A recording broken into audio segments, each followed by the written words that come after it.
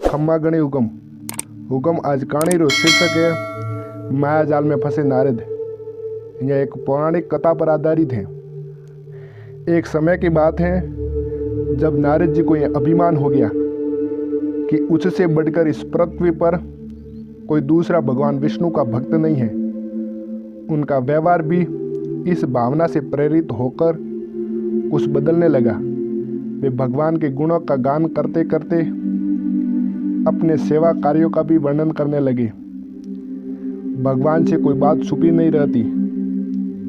उन्हें तुरंत इस बात का पता चल गया। वे अपने भक्त का भला पतन कैसे देख सकते हैं। इसलिए उन्होंने नारद को इस दुष्प्रवृत्ति से बचाने का निर्णय लिया। एक दिन नारद जी और भगवान विष्णु दोनों साथ साथ वन में जा रहे थे। अचानक विष्णु जी ने एक वृक्ष के नीचे थका कर बैठ गए और बोले, भाई नारद, हम तो थक गए हैं, कहीं पानी हो तो पिलाओ। यह सुनकर नारद तुरंत सावधान हो गया। उनके होते हुए भगवान भला प्यासे कैसे रह सके।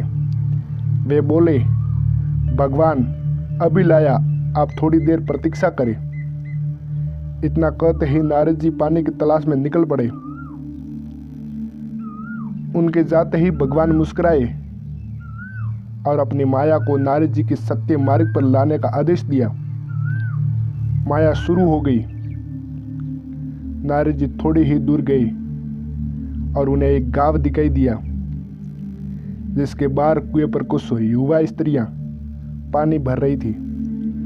कुएं के पास जब वे पहुंचे तो एक शोभायुक्त यौवन कन्या को देखकर अपनी सूझबूझ खो बैठे।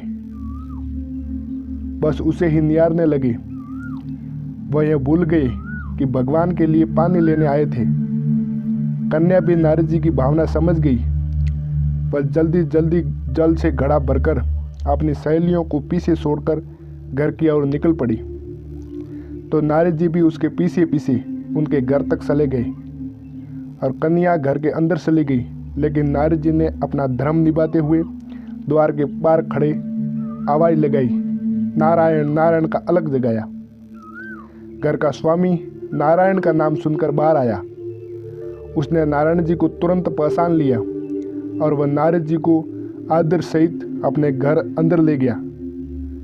उनके हाथ पैर धोकर स्वच्छ आसन बिठाया, उनकी सेवा सत्कार की और उनके आगमन से अपने को धन्य बताते हुए घर के स्वामी ने अपनी योग्य सेवा के लिए आग्रह किया।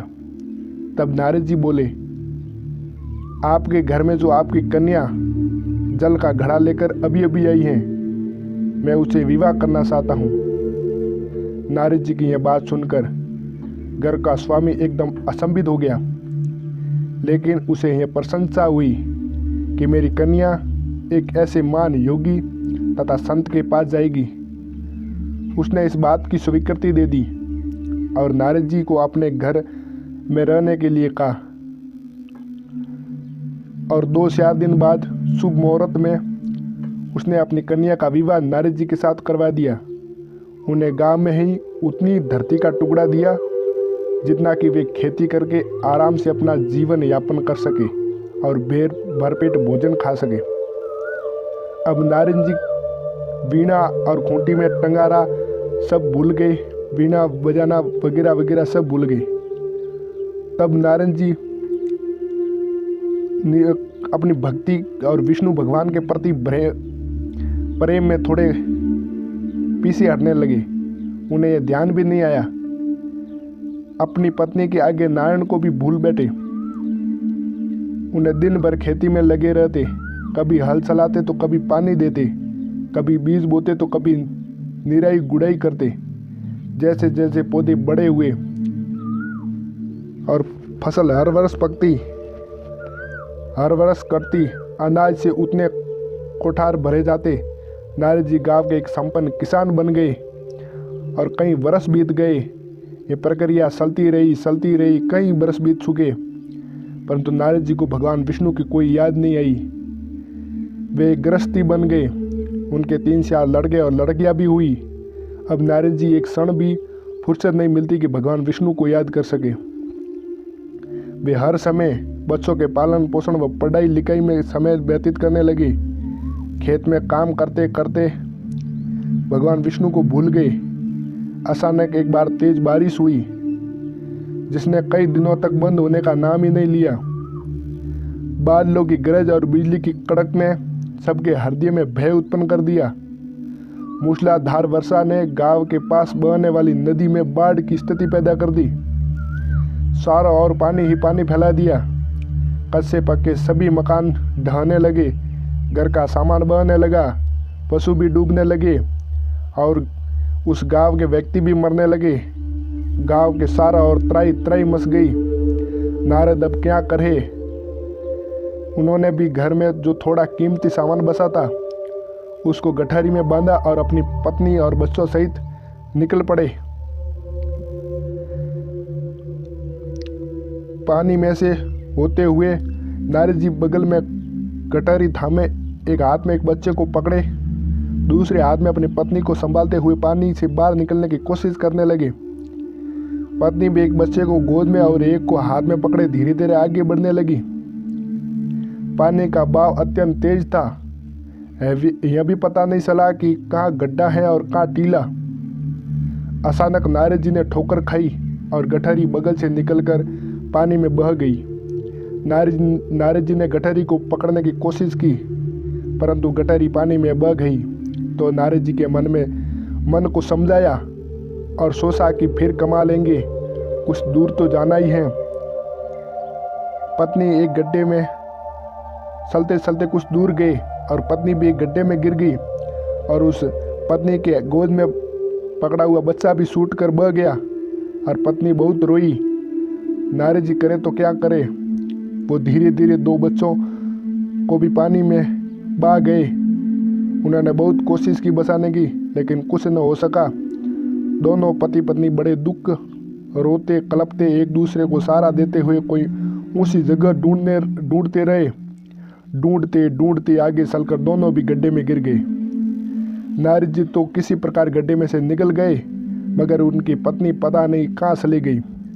बहुत देर तक नारद जी ने इधर उधर दूर दूर तक ढूंढते रहे लेकिन रोते रोते उनका भी हाल बुरा हो गया और पत्नी व बच्चों को याद करते करते उनका हृदय फटा जा रहा था और उनकी सारी गृहस्थी उजड़ गई। बेचारे क्या करे, किसे कोसे, अपने भाग्य को या भगवान को। भगवान का ध्यान आते ही नारद जी के मस्तिष्क में प्रकाश फैला, बुद्धि में प्रकाश फैला और पुरानी सारी बात याद आई कि वे किस लिए आए थे और कहाँ फंस गए। ओहो, भगवान विष्णु तो उनकी प्रतीक्षा कर रहे होंगे। यह भाव भक्ति का प्रकट हुआ और वे तो उनके लिए जल लेने आए थे और गृहस्थी में बसाकर बैठ गए।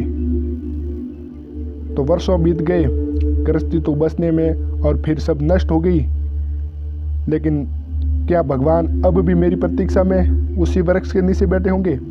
यह विचार करते करते नारद जी सोचने लगे। सोचते ही बाढ़ समाप्त हो गई। गांव अंतर ध्यान हो गया और नारद जी एक घने वन में खड़े हो गए। नारद जी पछताते शर्माते हुए दौड़े। देखा तो कुछ ही दूर पर वृक्ष के नीचे भगवान विष्णु बैठे दिखाई दिए। नारद जी को देखते ही भगवान विष्णु खड़े हो गए और बोले, अरे भाई नारद, कहाँ चले गए थे? बड़ी देर लगाई तूने, पानी लाए या नहीं? नारद जी भगवान के शरण पकड़ बैठ गए और उनकी आंखों में आंसू टपकने लगे। उनके मुंह से जरा भी कोई बोल नहीं फूटा। भगवान मुस्कुराए और बोले, तुम अभी तो गए थे और कुछ ही समय हुआ है, कुछ अधिक देर थोड़ी न हुई। लेकिन नारद जी को लगा था कि वर्षों बीत गए। अब उनकी समझ में आया ये भगवान के द्वारा रची गई माया थी जो उसके अभिमान को सूर सूर करने के लिए पैदा की गई थी। वे सोचने लगे, उन्हें बड़ा घमंड था कि उनसे बढ़कर त्रिलोक में दूसरा कोई भगवान विष्णु का भक्त नहीं है। लेकिन यह स्त्री को लेकर वे भगवान को भूल गए। उनको पछताना होने लगा। उसका घमंड जरा सी देर में ढेर हो गया। वे पुण्य, सफलता और विनय के मार्ग पर लौट आए और भगवान के गुण गाने लगे। तो दोस्तों, यह थी आज की पौराणिक कथा। उम्मीद है कि ये कथा आपको पसंद आई होगी। पसंद आई है तो वीडियो को लाइक कर दो।